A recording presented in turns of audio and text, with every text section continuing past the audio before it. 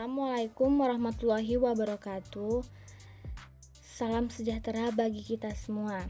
Pertama-tama, yang saya hormati Bapak Dr. Ahmad Zuhri Rangkuti LC.MHI sebagai dosen pengampu mata kuliah Pendidikan Agama Islam, dan yang saya banggakan teman-teman sekalian. Baiklah, kami di sini dari kelompok 10 ingin menyampaikan hasil tugas proyek kami yang berjudul Toleransi Antar Umat Beragama.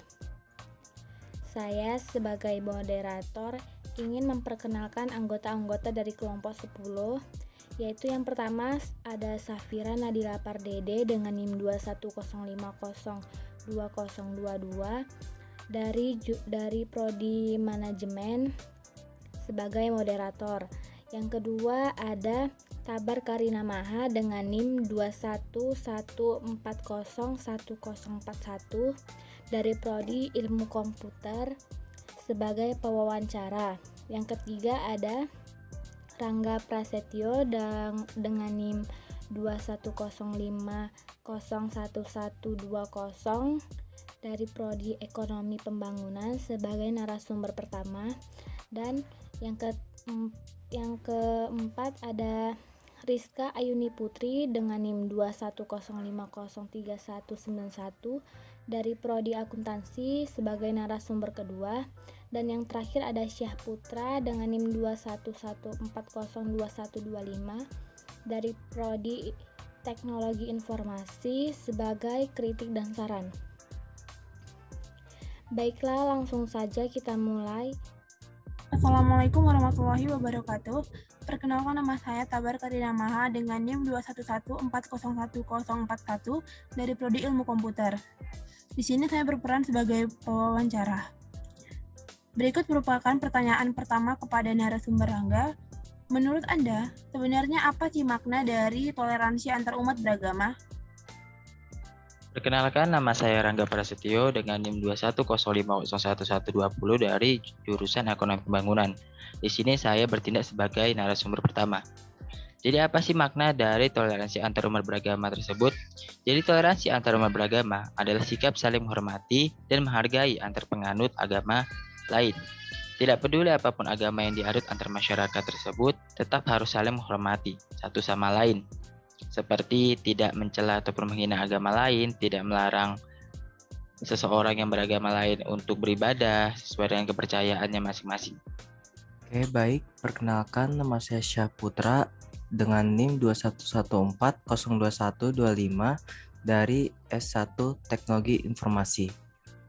Menurut saya, pendapat dari Rangga mengenai jawaban tersebut sudah benar. Tetapi, saya ingin menambahkan bahwa manusia yang mempunyai sikap saling menghormati dan menghargai antar sesama penganut agama lain dapat berinteraksi dengan siapa saja tanpa melihat latar belakang agama dan sukunya, sehingga mampu mempererat tali persaudaraan dengan sesama umat. Pertanyaan selanjutnya, bagaimana menurut Anda cara pengimplementasian toleransi antar umat beragama ini dalam kehidupan sehari-hari?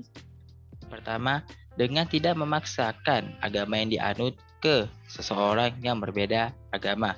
Yang kedua, menghargai dan menghormati agama yang dianut oleh orang lain, tidak mengganggu ibadah dan jalannya kegiatan keagamaan orang lain yang beragama lain, tidak merusak tempat ibadah dan mengganggu ketenangan orang yang beragama lain, tidak menghina dan merendahkan agama lain, berteman dengan orang-orang yang berbeda keyakinan, tidak berlaku diskriminatif pada seseorang yang berbeda keyakinan atau agama di sekolah, tempat kerja, ataupun lingkungan sekitar, serta menerima perbedaan antar orang lain yang berbeda agama.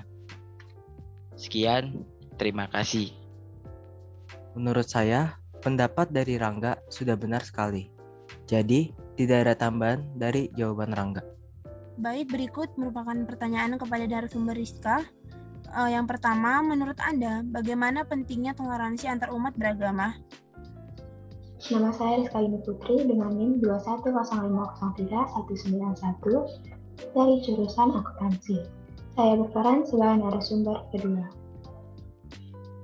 Menurut saya, toleransi dalam beragama ini sangat penting Karena tujuan agama dihadirkan adalah agar terciptanya ketertiban umum di tengah kehidupan bersama yang beragam.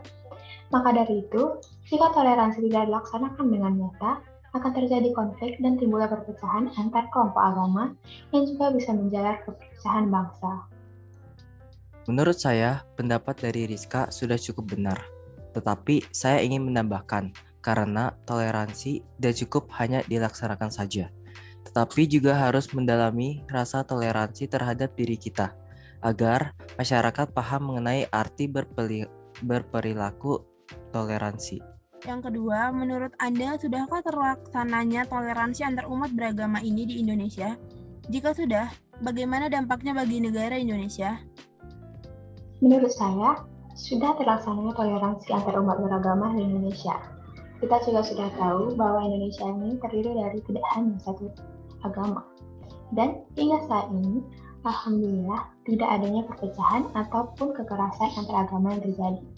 Dan dampaknya bagi negara Indonesia ini berupa terhindarnya perpecahan yang mengatasnamakan agama, terjaganya kerukunan warga Indonesia, tidak adanya sifat saling membeda-bedakan agama yang berujung perpecahan, memperkokoh silaturahmi, dan terciptanya situasi yang damai antar masyarakat. Menurut saya, pendapat dari Rizka mengenai jawaban tersebut sudah cukup benar.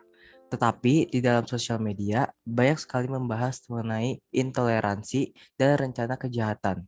Jadi, untuk saat ini perlu adanya upaya sistematis dalam pemahaman mengenai toleransi di dalam sosial media. Terima kasih.